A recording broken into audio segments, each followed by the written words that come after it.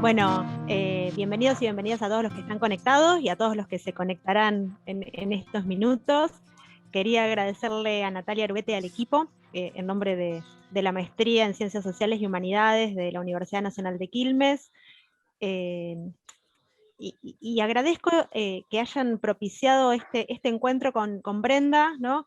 Un encuentro que obviamente a Brenda también le agradezco enormemente que nos presente su libro, y es un tema que llega en un momento más que oportuno, ¿no? Digo, la encrucijada entre las agendas mediáticas, eh, el consumo de noticias, la cuestión de la inseguridad, se vuelve central y por dos motivos, ¿no? Uno tiene que ver con la pandemia, que nos genera nuevos filtros, nuevos marcos de consumo de información, y por otro lado la proximidad con las elecciones legislativas. Así que también me sumo porque estoy muy interesada en escucharla a Brenda, ¿no?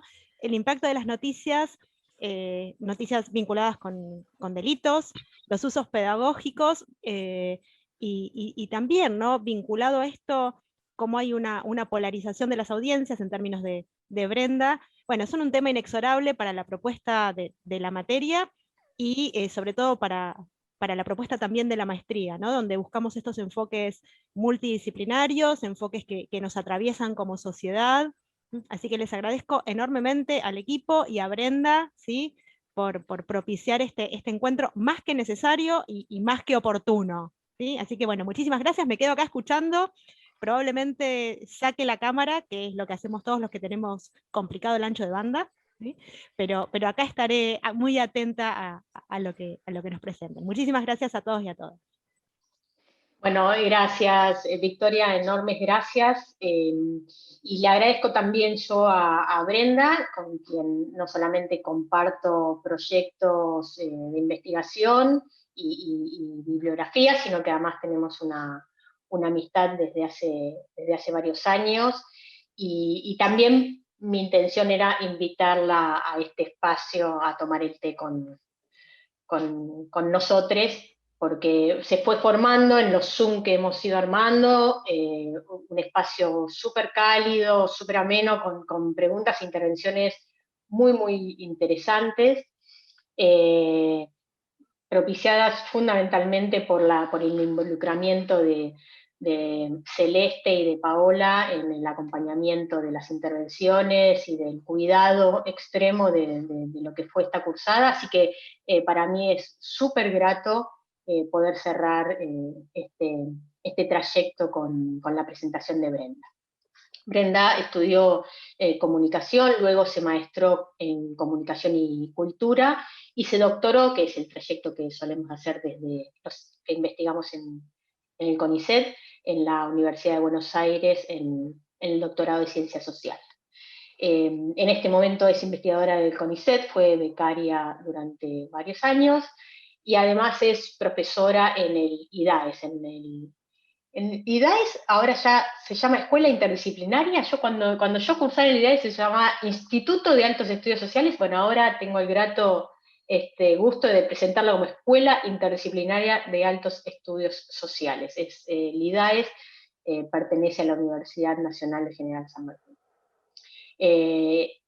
Y además nos parecía oportuno el cierre de este espacio con Brenda, porque ella hace una suerte de convergencia o de puesta en diálogo de lo que nosotros hemos pensado en términos de agendas, ¿no? Que es cómo los medios proponen sus coberturas, pero también cómo se dan los consumos de noticias, sobre todo los consumos de noticias de delito, y también la instancia de construcción de esa inseguridad, porque Brenda ha trabajado también en alguna de sus instancias de investigación con entrevistas a los periodistas. Así que con esta presentación le agradezco nuevamente a Brenda por aceptar la invitación y les doy a todos y a todas la bienvenida a esta charla.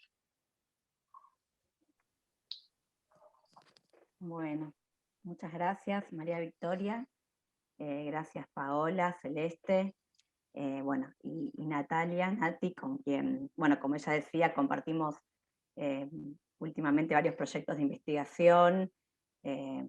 Bueno, además yo soy muy admiradora de sus trabajos, así que te agradezco porque siempre has sido muy generosa conmigo y también, bueno, en invitarme en este espacio.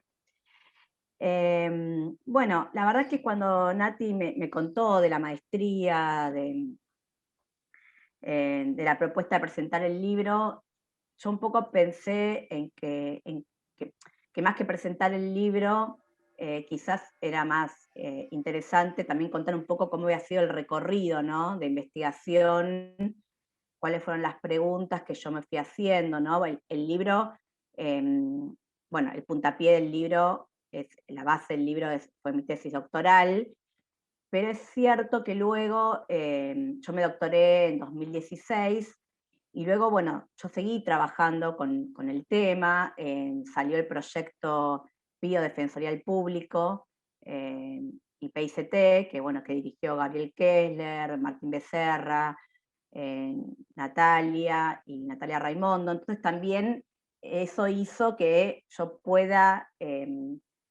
terminar de pensar algunas cuestiones que no había, bueno, como todos saben, ¿no?, cuando uno hace una tesis doctoral está muy presionado, hay muchas cuestiones que se obturan, la presión, bueno, de CONICET de entregar, y bueno, por suerte ese proyecto, ¿no?, en el que convergían varias de mis preocupaciones, me permitió, sí, terminar de cerrar un ciclo que, bueno, con preguntas que habían quedado colgadas, y además ahí tuve la suerte, tuvimos la suerte, ¿no?, de que como era un proyecto financiado pudimos hacer grupos focales, que bueno, yo en la investigación doctoral por un tema presupuestario no pude hacer, y la verdad que para estudiar recepción y consumo de noticias, si bien las entrevistas sirven, el grupo focal permite ver las interacciones, ¿no?, entre las personas, y eso es muy interesante. Realmente es una metodología que diría que si bien se complementa muy bien con las entrevistas, pero diría hoy, luego de haber participado de eso, que es una metodología muy útil para estudiar el consumo de noticias. Así que bueno, yo preparé un Power, cualquier cosa ustedes, si me excedo, me van diciendo.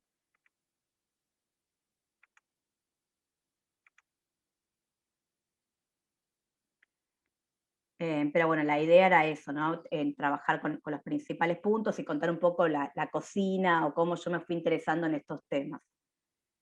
Bueno, para eso los ejes o lo que pensé para esta presentación es eso, pensar el recorrido, la inseguridad como problema público, ¿no?, que fue una de las preocupaciones, ¿no?, por qué yo me centré en estudiar como tema la inseguridad y no cualquier otro tema. Bueno, en especial porque la inseguridad y los momentos en que yo estaba pensando, mis preguntas de investigación, se estaba constituyendo en un problema público, ya se había constituido, ¿no?, pero en ese momento era muy fuerte en la agenda pública, mediática y política. Luego, bueno, en el lugar de los medios dentro de esa configuración. Luego, bueno, voy a hablar un poco de la transición de la noticia policial a noticia de inseguridad. Y luego, bueno, el estado del arte, el consumo de medios sobre inseguridad, y luego, bueno, me voy a centrar en el estudio de caso, que es lo que trabajo en el libro. Bueno, brevemente esto, pero bueno, retomando un poco lo que decía María Victoria, ¿no?, que yo también lo asocio, ¿no? La inseguridad como problema público se sostiene, podríamos decir, con dos conceptos claves, ¿no?, la sociología del delito, como es el temor al delito, y los estudios del riesgo. Y cuando yo reconstruyo, ¿no?, este marco teórico, pienso en estas dos cuestiones, ¿no? Cuando pienso en la inseguridad y cuando finalmente hago las entrevistas, hago converger, ¿no?, estas dos cuestiones que aparecen, el temor y el riesgo, ¿no? Y por eso también, bueno, frente a la pandemia, nuevamente, yo creo que muchas de las cuestiones que yo pensé en relación con la inseguridad se pueden extrapolar o sirven como marco conceptual para pensar también en el consumo de las noticias de COVID, ¿no? O de la pandemia, ¿no? Porque está vinculado con el riesgo. Luego, bueno, acá un poco les quería presentar el recorte, ¿no? Que yo hice. Dentro de la inseguridad, yo me centré en los medios de comunicación, dentro de lo que emiten los medios en lo que se llama noticia de inseguridad, luego en el consumo y la recepción, y también, bueno, como decía Nati, también en la producción. Ahora voy a contar un poquito cómo fue eso. Y siempre considerando una consonancia intersubjetiva, ¿no? Es decir, vinculando lo que los medios emiten, pero siempre pensando que tiene que haber algún tipo de validación, ¿no? Entre lo que los medios muestran y la realidad circundante. Es decir, fue un trabajo pensado desde una mirada sociocultural, ¿no? Entre este apogeo, esta hegemonía de la inseguridad como problema público, en la agenda mediática, pero también siempre con una pata viendo cómo iban cambiando las prácticas, las creencias y los comportamientos preventivos frente a la inseguridad. Hay algo más que quería decir acá. Algo que quería decir, mi principal interés, si bien el libro está presentado al revés, era la recepción, el consumo de noticias. Mi pregunta empezó por ahí. Yo después, cuando empiezo a entrevistar y a estudiar el consumo, la recepción, que era mi pregunta inicial, ahí empiezan a aparecer algunas cuestiones donde las personas, las audiencias, me hablaban sobre la producción de la noticia. Después voy a andar un poquito más en eso, pero es ahí donde yo decido entrevistar a los periodistas de policiales, porque veo que hay mucho conocimiento sobre quiénes son estos periodistas, hay mucho conocimiento sobre la construcción de la noticia. También yo hice esta investigación cuando se estaba debatiendo la ley de comunicación, la nueva ley de comunicación audiovisual, entonces estaba muy en agenda también el tema de quiénes son los dueños de los medios, y creo que eso incidió en que sea un tema de tanto conocimiento para mis entrevistados y entrevistadas. Entonces ahí es que empiezo a pensar en la posibilidad de entrevistar a los periodistas de policiales, bueno, que finalmente, bueno, lo hice, creo que fue muy, muy productivo para pensar estas interfaces. Pero bueno, quería contar esto porque en el libro está al revés, ¿no? Primero los periodistas y luego las audiencias. Bueno, algunas cuestiones que tienen que ver con la visibilidad, ¿no? De los policiales y la inseguridad. Esto es un gráfico de la Defensoría del Público que mostró en un trabajo que hicieron bueno, este es de 2017, pero tienen otro trabajo que focaliza en los últimos 5 años, y siempre policiales e inseguridad son las noticias que más tiempo de pantalla tienen y las que más duración tienen en los noticieros, ¿no? Como saben, la Defensoría del Público trabaja con las noticias audiovisuales. Y eso, bueno, después también aparece en las entrevistas con los periodistas, ¿no? Que los noticieros en general abren con noticias de delito y de inseguridad. Bueno, y ahí se ve como comparativamente con política, deportes, siempre es el que más tiempo le dedica. Bueno, luego esta transición, ¿no? Cuando yo empecé a investigar y a repasar, ¿no? La literatura sobre contenido, sobre representaciones de las noticias policiales, me encontré con esta transición, ¿no? Es decir, uno no puede estudiar la recepción o el consumo sin hacer un trabajo que sea pequeño sobre contenidos, ¿no? Uno tiene que saber qué temas están vigentes en la agenda mediática, hacer un breve recorrido por esos contenidos, ¿no? Que es bueno, así como trabajamos en el proyecto PIO Defensoría del Público, ¿no? Y entonces, bueno, ahí yo empecé a leer, también ahí empecé a pensar en la recepción, porque había muchos trabajos sobre mucha literatura local en especial, sobre representaciones de las noticias policiales. pero que en todo caso hipotetizaban sobre la recepción, ¿no? Por ejemplo, buscaban ciertas recurrencias en los contenidos y se hipotetizaban algunos trabajos que eso podía causar temor en las personas. Entonces, un poco ahí es que surge mi pregunta por el consumo.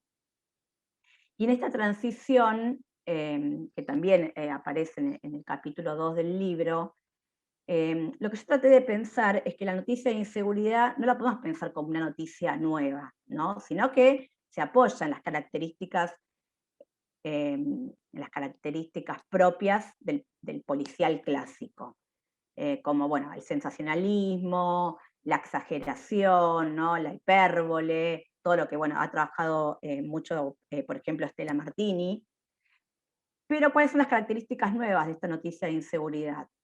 Bueno, en especial la generalización, esta idea, ¿no?, de que todos estamos en peligro siempre y en cualquier lado, la fragmentación, ¿no?, en general, en especial en los relatos audiovisuales, ¿no?, aparece un relato episódico, ¿no?, fragmentado, descontextualizado, ¿no?, de las causas y de las consecuencias en relación con la inseguridad. Las olas de inseguridad, ¿sí?, que son propias también de las noticias de inseguridad, es decir, esta idea de agrupar distintos casos y decir que hay una ola de inseguridad en algún lado, o modas delictivas. El rol protagónico de la víctima, si bien la víctima siempre fue importante en la noticia policial, ya podríamos decir que en los últimos años no hay noticia de inseguridad, sino aparece la víctima contando su calvario o un familiar. Es central hoy, bueno, y eso también, si ustedes pudieron leer el capítulo 3 del libro, los mismos periodistas dicen, ¿no?, que es central buscar en las redes sociales, indagar, que hable la víctima, bueno, y si la víctima está desaparecida, que hable algún familiar. Bueno, el sensacionalismo, que yo no nombré, y el foco en el victimario, ¿no? En la contracara es el foco en el victimario como el joven, varón y pobre, en especial del conurbano bonaerense. También, ¿no?, con prácticas, con construcciones totalmente descontextualizadas, ¿no?, del victimario. Hay muchos trabajos de contenido que muestran esto, ¿no?, como en general se habla mucho de las víctimas, lo que hacían, a dónde iban, y muy poco del contexto del victimario, más allá de cuestiones que tienen que ver con la estigmatización. Y luego, bueno, esto del victimólogo o el opinólogo, ¿no?, que aparece muy fuerte, en especial bueno, en los medios audiovisuales, ¿no?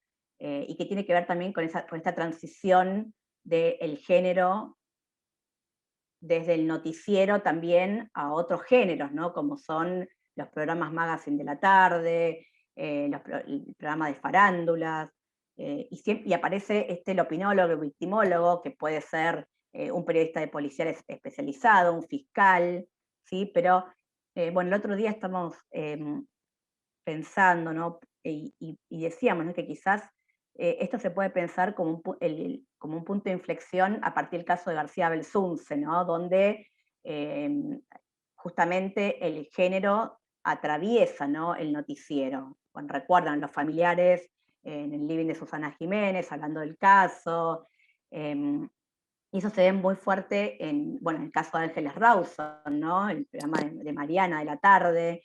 Bueno, eso aparece también en las entrevistas que yo hacía, ¿no?, que decían, no lo quieren hacer y lo tienen que hacer porque el rating sube, ¿no? Entonces, bueno, este opinólogo, victimólogo, y también esto que me decían los periodistas de policiales, de no solamente estar en el noticiero, sino que después también tenían el recorrido en la tarde y bueno, y demás por los demás programas.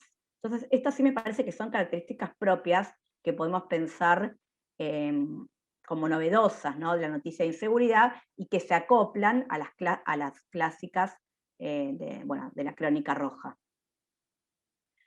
Bueno, algunas cuestiones vinculadas con el consumo de noticias de delito.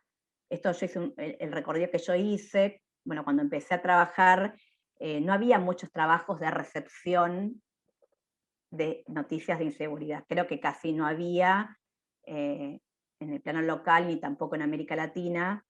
Y me acuerdo, bueno, que mi director de tesis, que fue Gabriel Kessler, yo le decía, él me mandaba a hacer un estado del arte y yo le decía, pero no hay nada. Y él me decía, no, bueno, pero la vida no termina en la uva.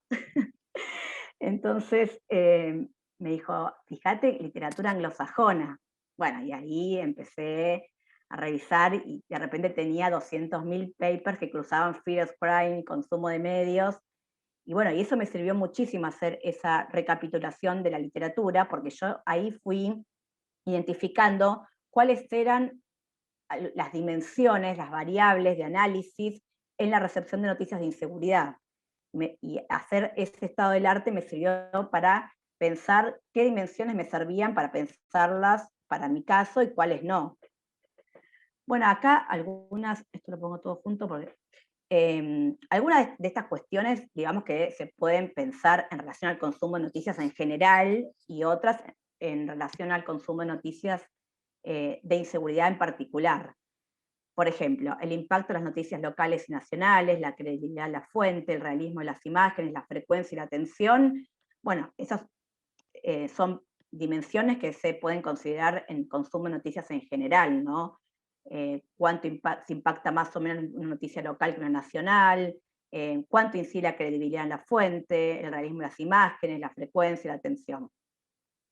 Luego, las variaciones, se estudia mucho esto en la literatura anglosajona, entre las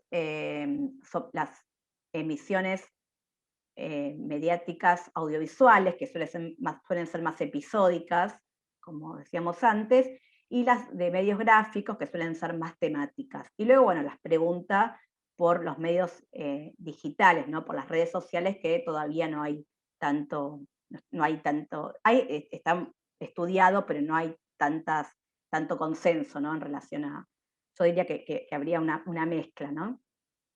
Es decir, las variaciones en relación con cómo se presentan las noticias audiovisuales y de la prensa gráfica.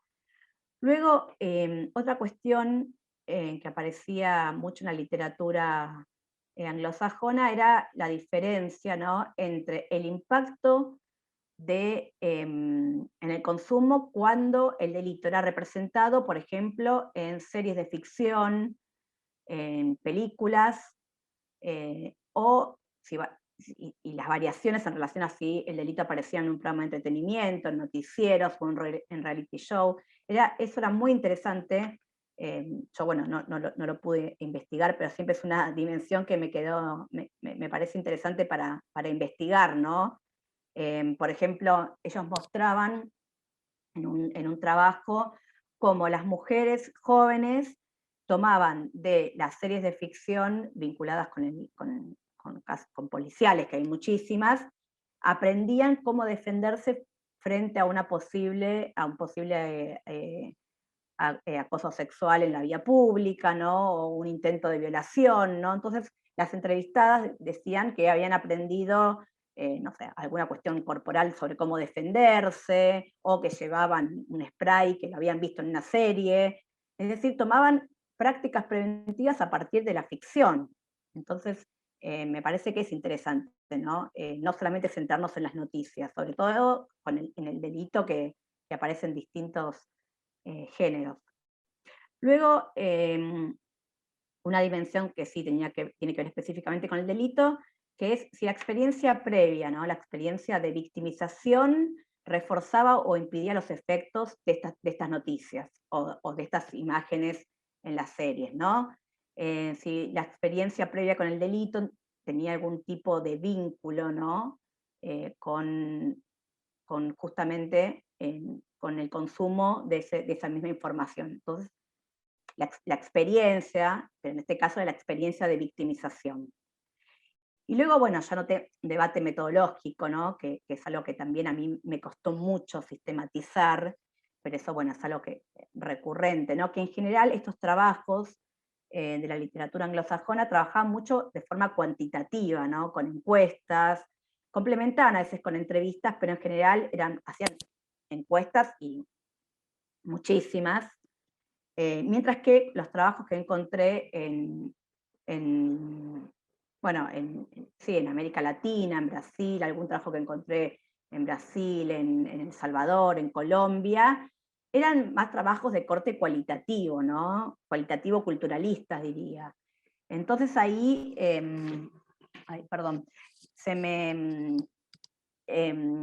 bueno, una pregunta que ha atravesado, ¿no? Los estudios de comunicación, ¿no? Encontrar algún tipo de diálogo entre distintas corrientes teóricas, pero también acá era metodológico, ¿no? El tema. De todos modos, insisto en que a mí me sirvió muchísimo ver cómo trabajaban en otros lados, y también, bueno, cuando leí trabajos de América Latina, hay una cuestión que tiene que ver con que el delito es mucho más cercano, ¿no? La inseguridad, el delito, ¿no? Es algo con lo que convivimos, bueno, ni hablar en países como Colombia, México, El Salvador. Entonces también ahí hay una cuestión que cambia el panorama, me parece. Bueno, ustedes cualquier cosa me dicen, porque estoy un poco lenta. Bueno, acá quería presentar el problema teórico o de las principales teorías de las que yo me nutrí para pensar en esta pregunta de investigación. Y bueno, fueron los estudios de recepción, específicamente desde una mirada culturalista, ¿no? Bueno, de los trabajos de Hall, de Morley, de Silverstone también. Luego, bueno, la otra pata muy fuerte fue la sociología del delito, donde toda la primera parte de mi trabajo se sostiene a partir de esto, de la pregunta por el posicionamiento de la inseguridad como problema público, ¿no? Y ahí aparece, bueno, algo que ha sido muy estudiado en la sociología del delito, como es el temor al fear of crime, el temor al delito, ¿no? O lo que acá un poco llamamos la percepción de inseguridad, o bueno, o el sentimiento de inseguridad. Luego, bueno, la sociología de las redacciones, ¿no? Que como conté antes, fue algo que incorporé después, que fueron las entrevistas a los periodistas, y ahí, bueno, trabajé desde la teoría del newsmaking, que bueno, que seguramente ustedes eso la conocen. Y finalmente, bueno, la sociología de los problemas públicos, ¿no? Porque justamente al preguntarme, ¿no? Por ese posicionamiento de cómo la inseguridad se transforma en un tema de preocupación social y cotidiana, ahí tomé algunas cuestiones de sociología de los problemas públicos, ¿no? Que bueno, que como saben también hay mucho diálogo con la teoría del framing, ¿no? Con el enmarque, con la búsqueda de las causas, ¿no? Las atribuciones de responsabilidad, ¿no? Ahí también hay algo bueno, que yo no terminé de indagar, pero que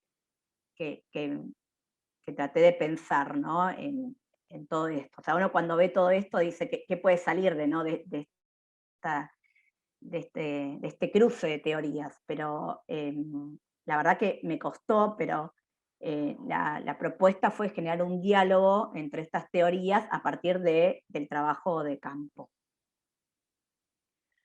Bueno, ahora sí, ya quería presentar algunas cuestiones más vinculadas con el libro. Para eso lo dividí en todas estas dimensiones, ¿no? Las percepciones de los públicos, que tienen que ver con el consumo de las noticias, las rutinas de los periodistas, las interfaces, que es lo que yo traté de ver, es encontrar un diálogo entre estos públicos que yo había entrevistado y las entrevistas con los periodistas de policiales televisivos. Luego la gestión de la seguridad y los medios, que tiene que ver más con esta cuestión de la experiencia, de las creencias y los comportamientos, es decir, cómo los medios inciden en modificar algunas prácticas preventivas del delito y ciertas creencias sobre la inseguridad. Y luego, bueno, presentar algunas cuestiones vinculadas con los relatos en tensión y la cuestión de la polarización y la inseguridad. Bueno, en primer lugar, bueno, lo que yo encuentro, ¿no? Que esto está en el libro, en otros... Ah, no, sí está en el capítulo 3, creo que ustedes tenían en la para leer.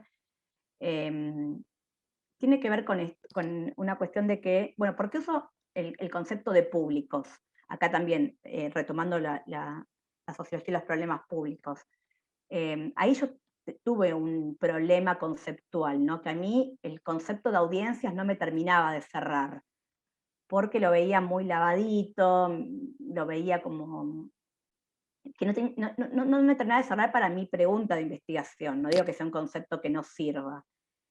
Y ahí, bueno, trabajando un poco y leyendo la sociología de los problemas públicos, leyendo, bueno, los trabajos de Sebastián Pereira, el trabajo clásico de Gadsfield, empecé a encontrar en públicos, ¿no?, esta idea de audiencias, de personas que consumen medios, pero que están interesadas en un tema en particular, ¿no?, como en este caso en la inseguridad. Por eso en mi trabajo yo todo el tiempo estoy haciendo esa interacción, ¿no?, entre el tema, el problema, que es la inseguridad, y los medios, ¿no? Pero siempre los medios como una dimensión más, no solamente aislados. Entonces, bueno, cuando yo empezaba a hablarle a los entrevistados, adopté, como no pude hacer grupos focales en esta primera parte de la investigación, les mostraba noticias, ¿no?, que yo había seleccionado a partir de un trabajo previo que había hecho con encuestas para ver cuáles eran los casos más resonantes del momento, cuáles eran los que más interesaban. Y primero aparecía esta crítica, ¿no? Bueno, los policiales son siempre sensacionalistas, son amarillistas, exageran, hay poca rigurosidad, pero cuando aparecían imágenes donde estaba la víctima en primera persona contando en la cámara su calvario, lo que había vivido, o un familiar, o cámaras de seguridad, ahí esa supuesta manipulación del medio se borraba. Es decir, había una desconfianza, ¿no?, que, bueno, que va de la mano, ¿no?, de la desconfianza que en general hay en Argentina en las noticias, pero esa supuesta manipulación sí, se desdibujaba cuando aparecía una víctima o la cámara de seguridad. Decían, bueno, ahí estamos reproduciendo lo que grabó una cámara de seguridad, eso no se puede manipular. ¿Sí? Era como que eso era transparente en general para las entrevistadas. Luego la cuestión de la pregnancia, ¿no? En general, los y las entrevistadas recordaban más aquellas noticias que habían sucedido sí, la cercanía podía ser en relación a donde vivían, también en relación a donde trabajaban, o cerca del colegio de sus hijos o hijas, ¿no? Había una presión ecológica que también funcionaba como una victimización anticipada, ¿no? Es decir, me podía haber pasado a mí, porque es mi barrio, yo vivo por ahí, y también la empatía con la víctima, ¿no? Bueno, por ejemplo, en el caso de Carolina Píparo, ¿no? Si eran mujeres, en general había mucha empatía. Bueno, otra entrevista era un fotógrafo, por eso está esa imagen, y bueno, recordaba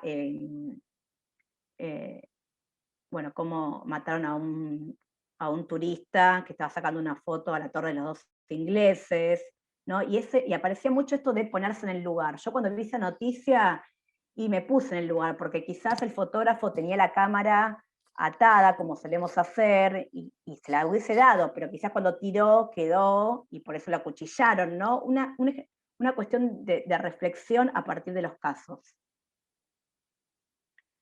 Luego, bueno, las olas de inseguridad, que en general aparecían, eran donde más críticas aparecían, más desconfianza, ¿no? Bueno, esto está armado, es un artificio, ahora ponen de moda esto, ¿no?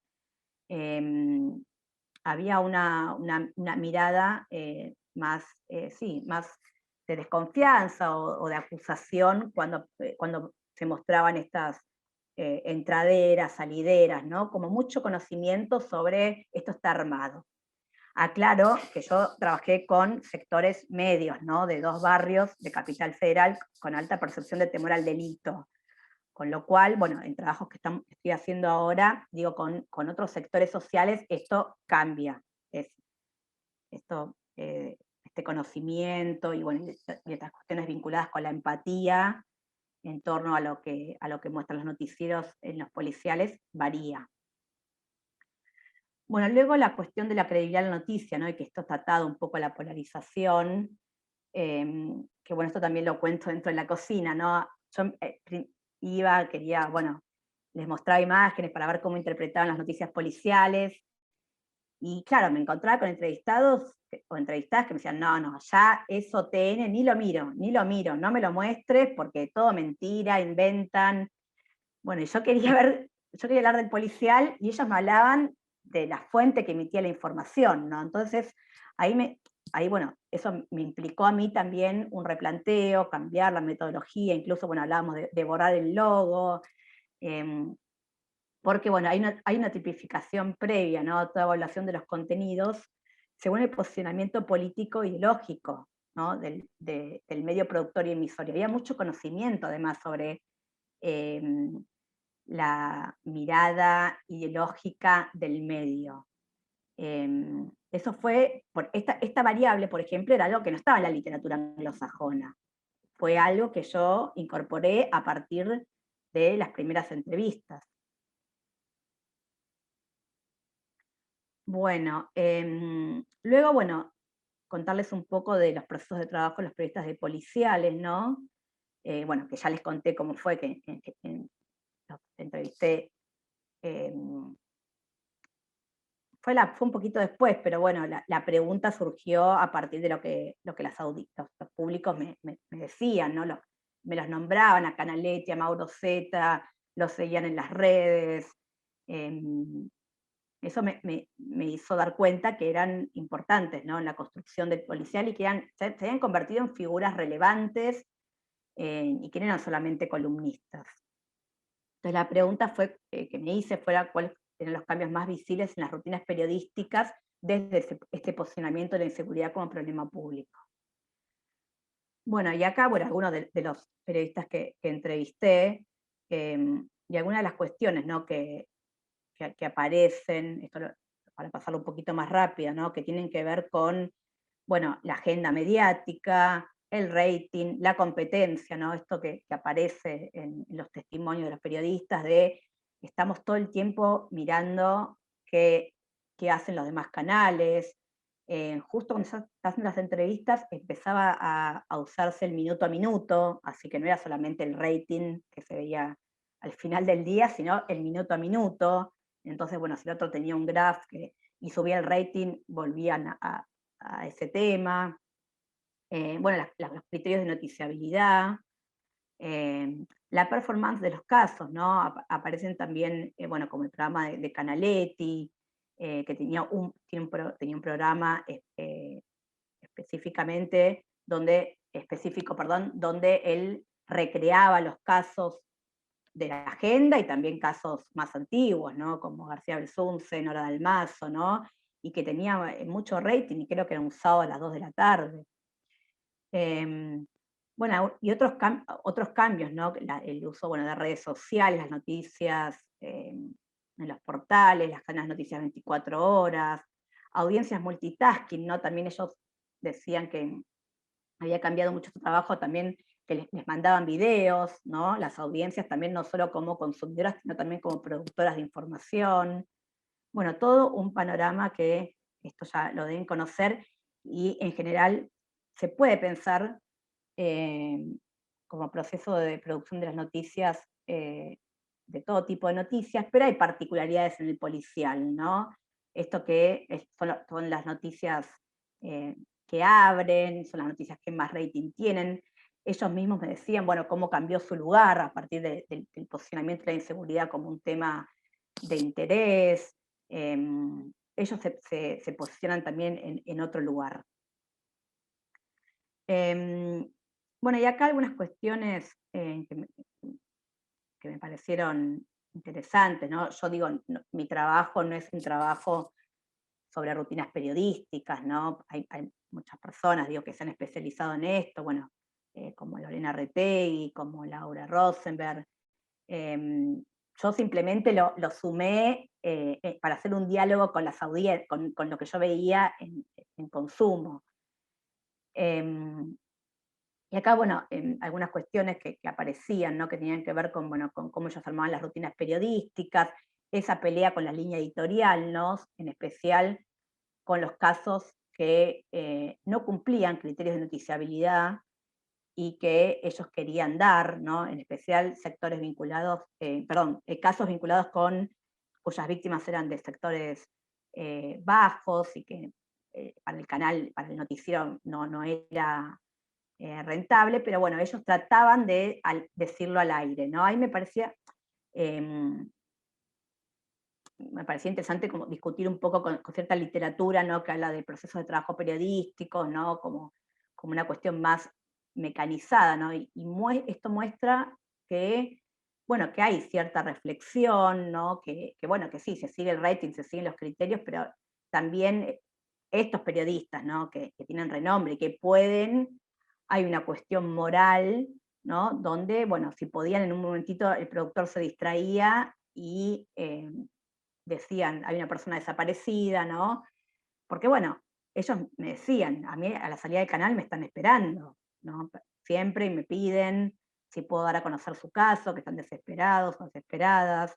Entonces, bueno, ahí pensar un poco este vínculo como una tensión, ¿no? Y estas tácticas, para pensarlo ¿no? en términos de desertó, que hacían estos periodistas como para equilibrar quizás, ¿no?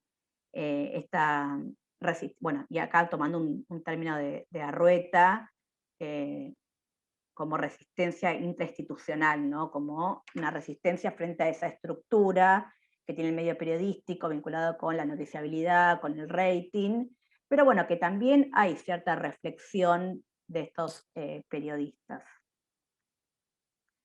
Bueno, luego las interfaces, ¿no?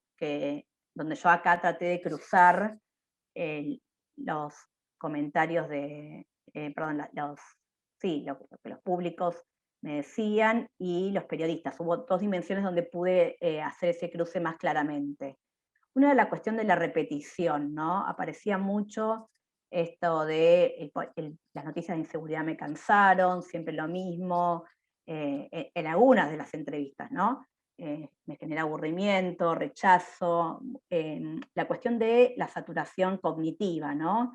Que sin embargo convive, ¿no? con la preocupación. Es decir, nadie deja de mirar las noticias policiales, de hecho estaban al tanto, conocían los casos, y acá sí, esto me sirve también para pensar en las noticias del coronavirus, ¿no? Donde también había cierta saturación cognitiva que convivía con la preocupación, ¿no? También eso se vio. Estábamos todos cansados porque recibíamos noticias de la pandemia por todos lados, saturados, pero sin embargo seguíamos consumiendo, ¿no? Entonces, me parece que eso tiene que ver también con la preocupación, ¿no? Con que son temas que nos interpelan, ¿no? Porque al fin de cuentas lo que está en juego también es la vida de las personas, ¿no? Inseguridad, riesgos, bueno, temas de salud como el de la pandemia, el de COVID. Y los periodistas, por otro lado, cuando yo les preguntaba, ¿no? Por la repetición constante de los temas, ellos decían que, bueno, que eso tenía que ver con las transformaciones del sistema de medios, con canales de noticias 24 horas que repetían, y la falta de recursos, ¿no? Porque ellos decían, si nosotros pudiésemos cubrir 50 policiales al día, lo haríamos. Pero bueno, tenemos 2 móviles, los mandamos, y bueno, y después esas noticias se repiten, ¿no? Entonces ahí me parecía que podía haber algún tipo de interfase, ¿no? En relación a esto, bueno, la gente cree que queremos generar temor, y en realidad tiene que ver con un sistema de medios, decían ellos, no con que nosotros machacamos siempre con lo mismo. Y luego el rol pedagógico, ¿no? Esto también, esta pregunta aparecía frente a una crítica muy fuerte, ¿no? que tenía que ver en principio con el amarillismo, con el sensacionalismo de las noticias policiales, y finalmente, bueno, entonces, ¿por qué las miran, no? ¿Por qué consumen estas noticias? Y ahí se veía claramente, ¿no? Un rol, bueno, que se puede llamar pedagógico, social, que decían que tiene que ver con el consumo de noticias para conocer el mapa del delito, para estar prevenidos, para saber dónde estaba el delito, ¿no? Toda esta cuestión de los mapas que muestran en general, que acompañan las noticias, las nuevas modalidades delictivas. Y los periodistas, por su parte, también marcaban un cambio, ¿no? En relación con el tema de la inseguridad, ¿no? Cuando la inseguridad se convirtió en un problema público. Y ellos decían, bueno, el Estado no da respuestas, el Poder Judicial no da respuestas, nosotros tenemos que dar esas respuestas, ¿no? Entonces, damos consejos, por ejemplo, bueno, si sale de un banco, no se tome un taxi, no se ponga la mano en el bolsillo, si va a entrar el auto, daban ciertos consejos, ¿no? Y sugerencias frente al avance del delito. Y acá sí se ve quizás un contrato de lectura claro con los sectores medios, ¿no? Que son, me parece, a quienes van dirigidos. Obviamente cuando yo les pregunté a quienes ellos veían como a quienes pensaban que eran su audiencia, bueno, ellos piensan en una audiencia mucho más amplia, pero si uno mira cuáles son los problemas de preocupación vinculados con la seguridad, en los que brindan consejos y sugerencias, digamos que el destinatario es un destinatario de sectores medios, ¿no? Ahí hay una cuestión, bueno, mucho más amplia, también muy discutida en la sociología del delito, que tiene que ver con la polisemia, ¿no? Del concepto de seguridad y de inseguridad en distintos sectores sociales, en, bueno, rangos etarios y también cuestiones de género. Estoy bien de tiempo porque si no paso un poquito. ¿Tengo un ratito más? 10. Bueno. Voy un poquito más rápido. Bueno, en relación, otra pregunta que recorre el libro tiene que ver con cómo inciden las noticias de delito e inseguridad en las prácticas y creencias de las personas, ¿no? Y acá, bueno, tomo este concepto de Gabriel Kessler, de la gestión de la seguridad, ¿no? Cómo los medios inciden, ¿no? Y era una pregunta un poco difícil, ¿no? Porque los medios inciden, pero también en las entrevistas era claro que también incidía mucho si le habían robado a un vecino o no, bueno, los comentarios en el barrio o en otros espacios de sociabilización, ¿no? Entonces se armaba como una jerarquía de experiencias donde los medios tenían a veces más o menos asidero, ¿no? Pero sí lo que aparecía es que los medios, o lo que yo pude ver, es que estas noticias de inseguridad sumaban riesgos, ¿no? Es decir, aparecían riesgos insospechados. Por ejemplo, recuerdo el caso, bueno, de un robo en una casa, un caso de un chico de 10 años que lo mataron en un robo.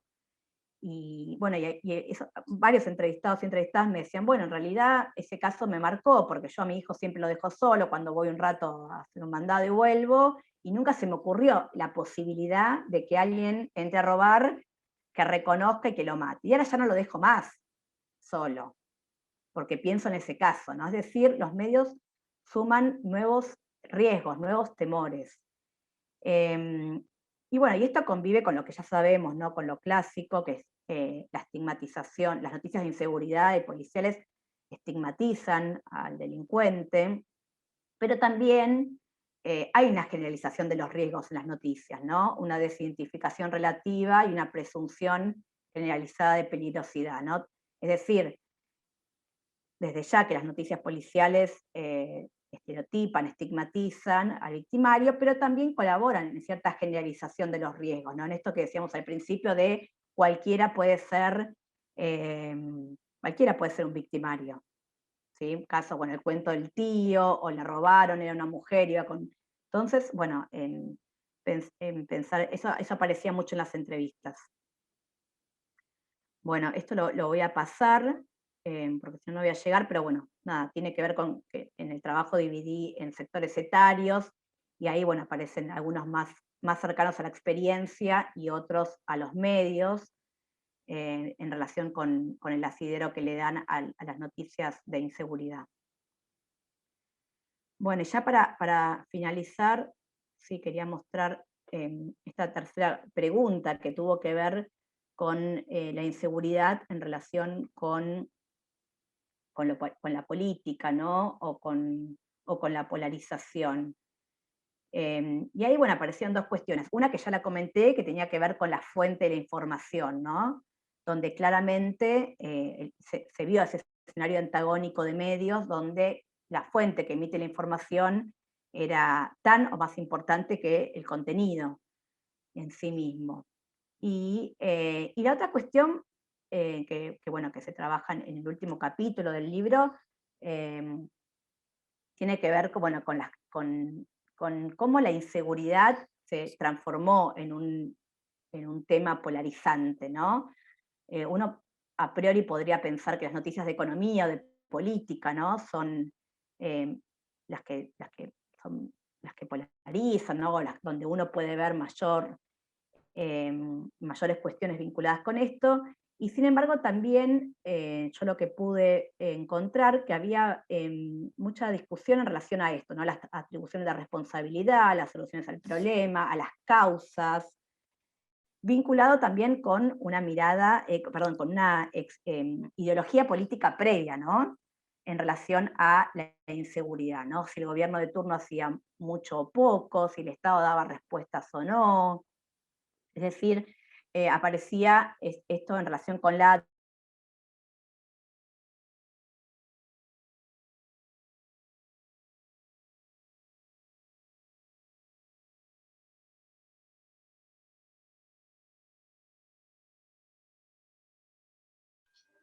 ¿Se congeló o soy yo? No, no, Brenda tuvo un problema. Ay, Se pensé fue. que era yo, que me había congelado. No, Eh, justo. a ver, le aviso.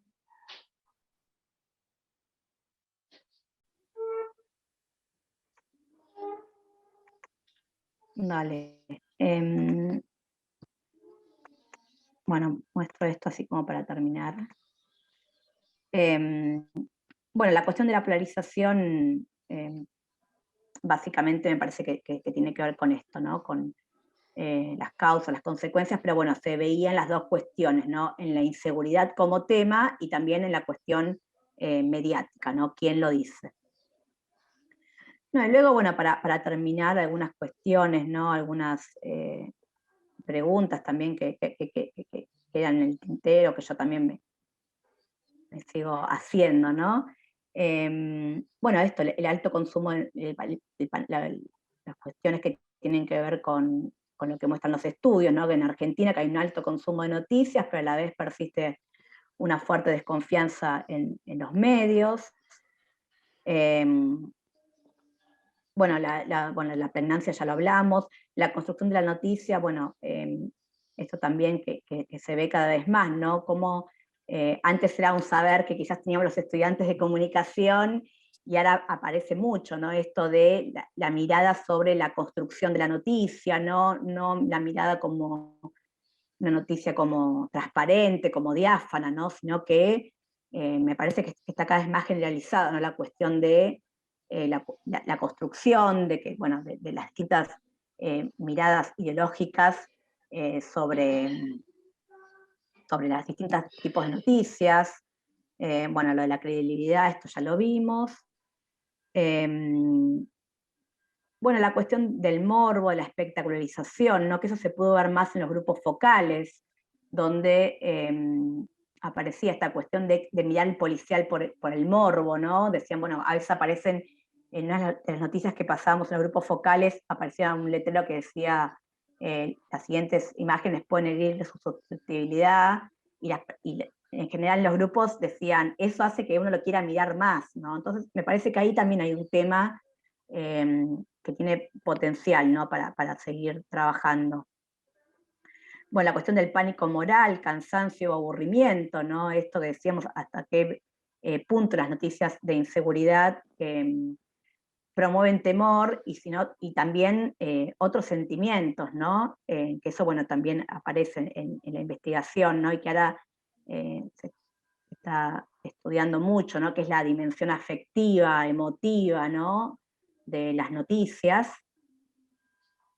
Bueno, los cambios en otras noticias, que eso se pudo ver en los grupos focales, también pasamos noticias de de corrupción y de femicidios, ¿no? Y ahí la verdad que fue interesante porque se vio diferencia en relación con la recepción de las noticias de delito de inseguridad urbana, como había trabajado yo anteriormente, ¿no? Es decir, que aparecen otros tipos de delito que los públicos, bueno, se interesan, y bueno, con distintos tipos de recepción, ¿no? No es lo mismo la recepción de un caso de inseguridad que de un femicidio o de un caso de corrupción o un delito de cuello blanco. Luego, bueno, esto de audiencias o públicos, ¿no? Que es algo que yo me sigo preguntando, ¿no? Si el concepto de audiencias ha quedado obsoleto o no para pensar en las nuevas interacciones en relación, bueno, con las redes sociales, si el concepto de públicos, bueno, nos sirve para pensar cuando uno investiga a partir de temas específicos, ¿no? De problemas públicos, o se puede extrapolar el concepto de usuarios, bueno, de prosumidores, ¿no? Toda una literatura bueno, que me parece interesante para seguir pensando, ¿no? Cómo llamarnos como audiencias. Bueno, luego también algunas cuestiones con la crisis del periodismo, la polarización, la desconfianza, constante dibujamiento de géneros, que eso, bueno, un poco ya lo hablamos. Bueno, y cómo la cuestión del celular está cambiando la relación mediatizada, todo esto se pudo ver mucho más en los grupos focales, ¿no? La cuestión de mirar desde el teléfono, un consumo que ha cambiado, ¿no? En relación con la movilidad, con el tiempo, y con, bueno, con distintas cuestiones que tienen que ver con que nadie se sienta a mirar el noticiero ni al mediodía ni a la tarde, ¿no? Entonces, bueno, todos esos cambios, o sea, que tienen que ver con la recepción de medios en general, y algunas cuestiones que tienen que ver con la recepción o el consumo de noticias de riesgo, de inseguridad en particular. Bueno, eso, dejaría ahí porque... Bueno, gracias. muchas gracias, Brenda, por la presentación. Propongo que nos demos unos 20 minutos para intervenciones, preguntas o comentarios del tipo que fuere. Les propongo que las hagamos, o sea, no las hagamos por el chat porque es medio esquizoide eso, las hagamos a viva voz y que tratemos de medio ir al punto porque hay mucha gente y probablemente sean muchos y muchas quienes quieran intervenir, así que propongo hacer preguntas o comentarios que sean más o menos cortos.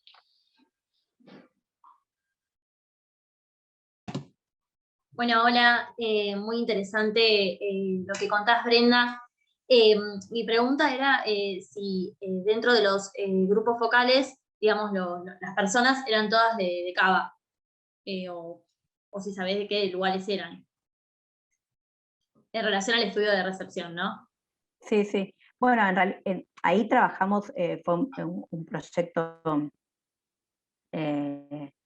bueno, como dije, financiado por la Defensoría del Público, un PICT y CONICET, y no, trabajamos, bueno, en Cava, trabajamos también los grupos eran algunos de Capital, 4 eran de Capital, 3 de Capital, 3 de conurbano, y luego trabajamos en Mendoza, Córdoba y Rosario.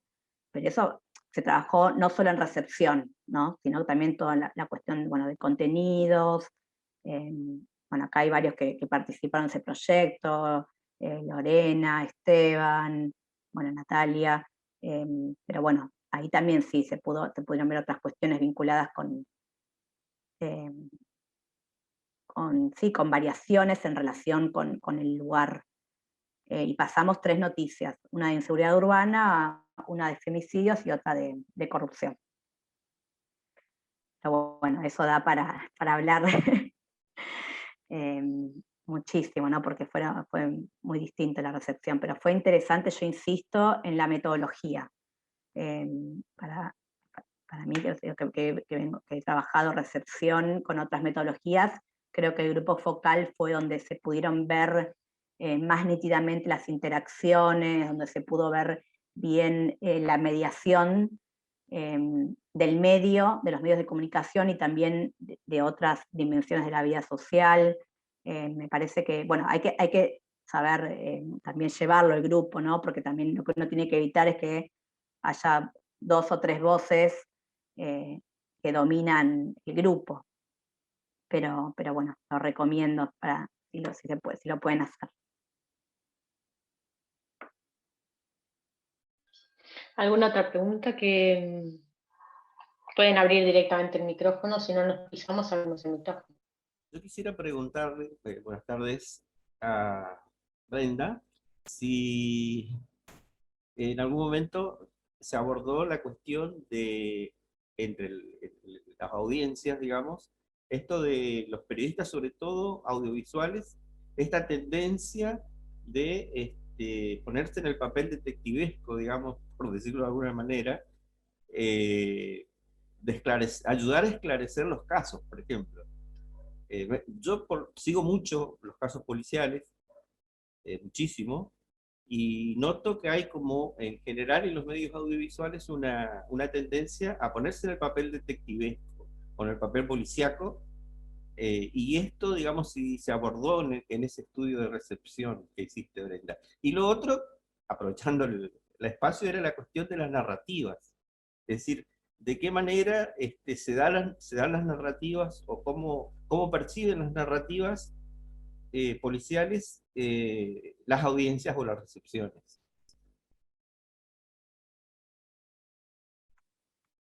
Bueno, en relación sí, con los periodistas sí apareció esto tanto desde los periodistas, esto que decían, ¿no? Ellos mismos decían, bueno, si el tema es un tema que le preocupa a la gente y el Estado no da respuesta, entonces nosotros tenemos que dar una respuesta.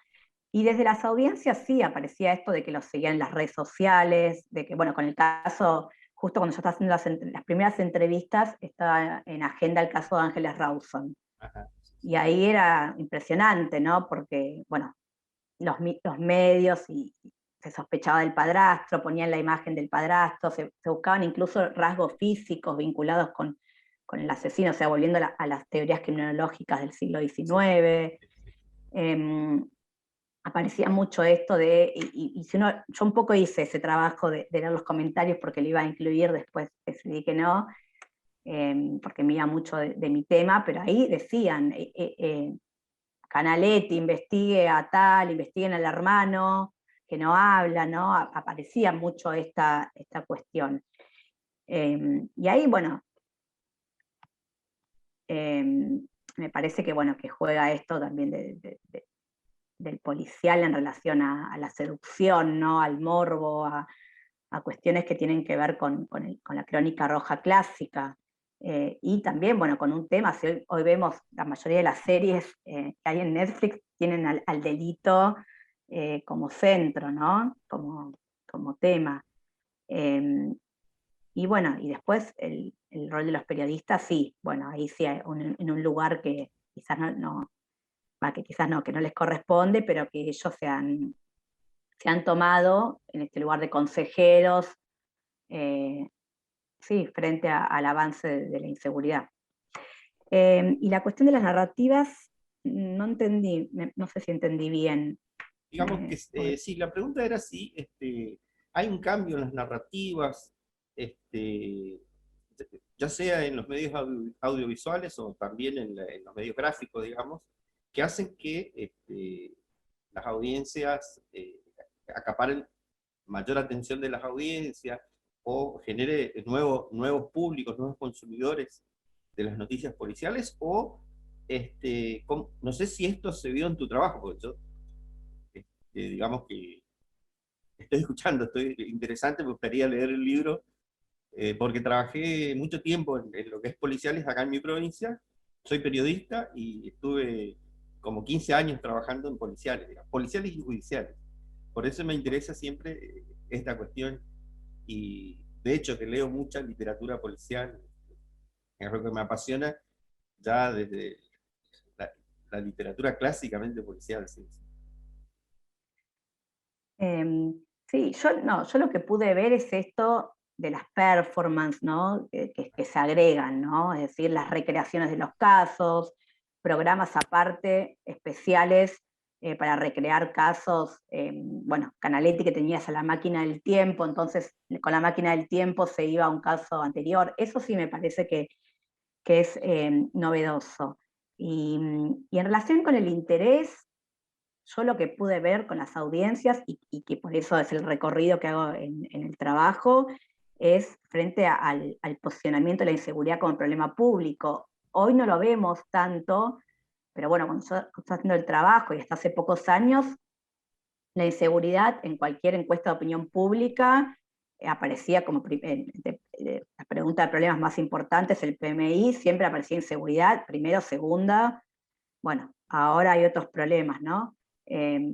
Más importantes. Entonces me parece que ahí es también donde la inseguridad, convive la cuestión sociocultural de un tema como la inseguridad, que empieza a ser un tema de preocupación constante, con, bueno, cuestiones vinculadas con lo que decíamos antes, ¿no? Con el morbo, la espectacularización, cuestiones clásicas que han atraído a las audiencias, pero digo, eso no es novedoso, pero sí me parece, bueno, a partir del caso Axel Bloomberg, ¿no? En general se piensa como punto de inflexión, donde el tema, bueno, de inseguridad, secuestros, y esto de, bueno, ni viviendo en un barrio cerrado estás tranquilo, y bueno, todos estos discursos que, bueno, también yo hoy no pude contar mucho, pero se puede ver generacionalmente, ¿no? Hay un capítulo donde yo analizo generacionalmente, y ahí se ve cómo los y las jóvenes ya que nacieron, ¿no?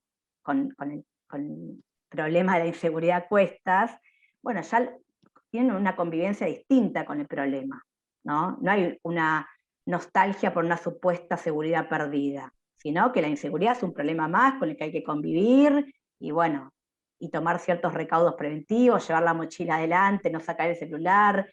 Hay todo un conocimiento donde también los medios aportan, pero digo, me parece que no podemos pensar la recepción, el consumo de medios, sin pensarlo dentro de los cambios socioculturales de los últimos años, en relación con el tema. Bueno, les propongo que nos demos espacio para una pregunta más, y para poder saludarnos después, porque ya estamos exprimiendo a Brenda, y a todos y todas también. Ya a esta hora empieza a decaer la atención, así que propongo, para poder terminar arriba, hacer una pregunta más, y agradecerle a Brenda. Si nadie tiene alguna pregunta, a mí me quedaban algunas dudas. Yo tenía vamos con dos. Dale, vamos con Antonella y Pedro, cortito ambos, y juntamos las dos. Brenda toma nota y responde ambas juntas. En realidad, cuando la compañera preguntaba sobre la integración de los grupos focales y hablaban de si todos eran de Cava, seguramente esta pregunta se debe a que soy uruguaya, pero no sé a qué se refieren con eso. Y segundo, aprovecho, cuando se realizaban las entrevistas, ¿no? Me quedaba la duda de si hubo algún criterio de selección, pensando a quiénes se entrevistaron, y cuando hablaba Brenda del victimario, por ejemplo, que eran jóvenes, y generalmente del conurbano bonaerense. O sea, por eso me pregunto, bueno, a quiénes se entrevistó, y si tenían alguna franja etaria o de algún contexto en particular. Y gracias. Pedro. Sí, gracias por la oportunidad. Era el concepto de inseguridad que vi también en un texto tuyo, Natalia, que hacían referencia a una definición de Kessler. Si acá se podía problematizar el concepto, que Brenda también había hablado de la polisemia, ¿no? ¿Por qué se asocia casi, o yo lo asocio, por ahí es un error mío, naturalmente al delito o a la criminalidad, y no, por ejemplo, a la inseguridad económica? ¿Sí? Como para una atribución de sentido desde un contexto más amplio que implique otras cuestiones más allá de lo policial y del delito y el crimen. Me quedaba dando vueltas la definición del concepto de inseguridad, era solo eso. Gracias. Bueno, gracias por los comentarios a ambos. Bueno, rápidamente, bueno, Cava es capital federal, así que bueno, yo trabajé en 2 barrios con alta percepción de temor al delito, según la última encuesta de victimización del gobierno de la ciudad en ese momento, y después también trabajé con jóvenes, adultos y adultos mayores, hombres y mujeres. Hice esa, ahora no la veo Antonella ahí, hice esa división etaria. Bueno, y en relación a lo que preguntaba Pedro, bueno, ahí sí, claramente, ¿no? Ahí, bueno, se juega mucho la cuestión de lo que ustedes habrán trabajado, ¿no? Del framing, ¿no? De cómo las noticias se enmarcan.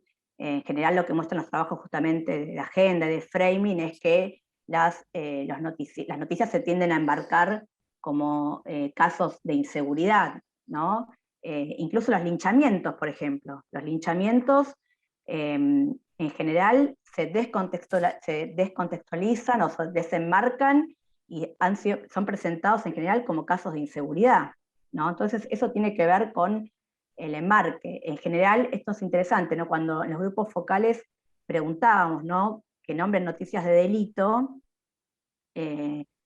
cuando yo hice mi investigación, en general me decían robos, bueno, muy pocas personas me nombraban delitos de corrupción o delitos de cuello blanco. Algunos me decían, lo de vudú también es un delito, ¿no? Ahora que pienso, pero en general el concepto de inseguridad estaba muy atado a la inseguridad urbana. Pero sí apareció en los grupos focales espontáneamente el tema de los femicidios, como un delito que antes no había aparecido cuando yo hice mi investigación. Así que bueno, ahí me parece que tiene que ver un poco con cómo los medios presentan. De hecho, si vos ves las noticias de corrupción, en general están, bueno, eso lo trabajamos con Esteban en un artículo, aparecen más en secciones de política, ¿no? Digo, el mismo diario que de algún modo tabula, ¿no? Al poner en una sección o en otra, no las ubica en policiales o en seguridad, las ubica en política. Entonces, bueno, siempre hay, ¿no?, obviamente, agencia en las audiencias, pero podemos decir que esas enmarques funcionan como guías también en relación a cómo leer una noticia. Pero bueno.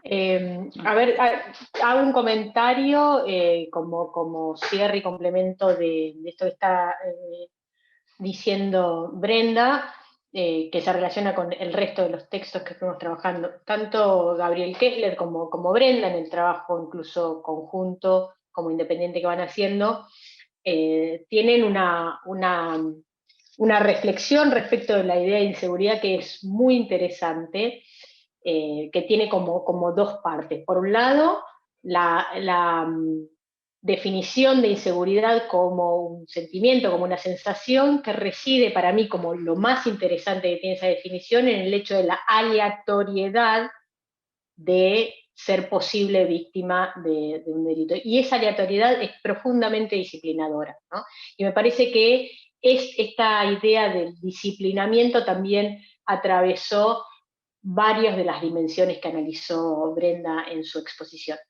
Y el otro aspecto que también puede estar relacionado con la forma de encuadrar el delito, tal como lo mencionaba recién Brenda, tiene que ver con el equiparar, ¿no?, la asimilación que hay entre inseguridad y delito, y inseguridad y victimización, a tal punto que, citando a Brenda, las noticias de inseguridad pasaron a también configurarse como un cintillo propio, ¿no? O sea, hoy consumimos noticias de inseguridad, o sea, ya pasaron a tener una sección prácticamente.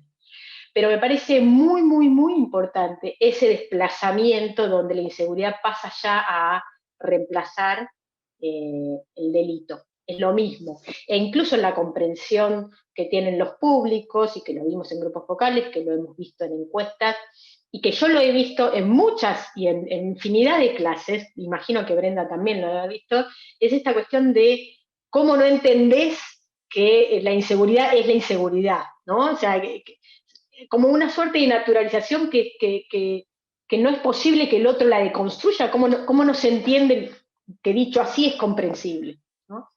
Y que también última cosa que digo, en los sondeos que fuimos haciendo en estos distintos momentos de la comunicación, que desde lo que hablábamos del framing, en las entrevistas a periodistas, en los grupos focales, en la propia análisis de los contenidos noticiosos, veíamos que también los periodistas tienen internalizado y naturalizado el hecho de que la inseguridad es propiamente el delito y que la inseguridad está asociada fundamentalmente con el delito contra la propiedad, ¿no? O sea, como que y además muchos ni siquiera dicen inseguridad, sino que dicen policiales, ¿no?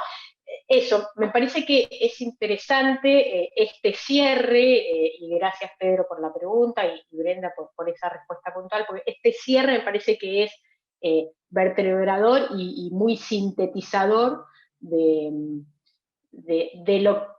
la apuesta académica, reflexiva y política que tenemos que dar a la hora de pensar los medios y el delito y los públicos, como lo propone Brenda, ¿no?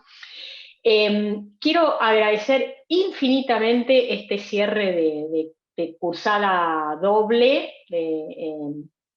Este año hemos tenido por primera vez 2 cursos en la maestría. Quiero agradecer enormemente nuevamente el compromiso de Paola Ingracia y Celeste Gómez Wagner, porque fue muy conmovedor llevar a cabo este curso con ellas, y muy enriquecedor y de mucho aprendizaje. Quiero agradecer el compromiso de todas y todas ustedes que estuvieron aquí participando en los foros, entregando los laburos, haciendo grupos, interviniendo. Súper agradecida con eso. Muy agradecida con María Victoria por el apoyo desde el momento cero, ya lo dije al principio y quiero volver a repetirlo. Y ya será hasta la próxima, hasta siempre, ¿no? Bueno, gracias a todos y a todas por haber estado, y un aplauso para Brenda, que genialísima esta presentación. Muchas gracias por la invitación. Bueno, gracias a todos y a todas. Nos vemos pronto. Gracias y los veo en el foro. Muchas Un saludo. gracias. Gracias. Chao.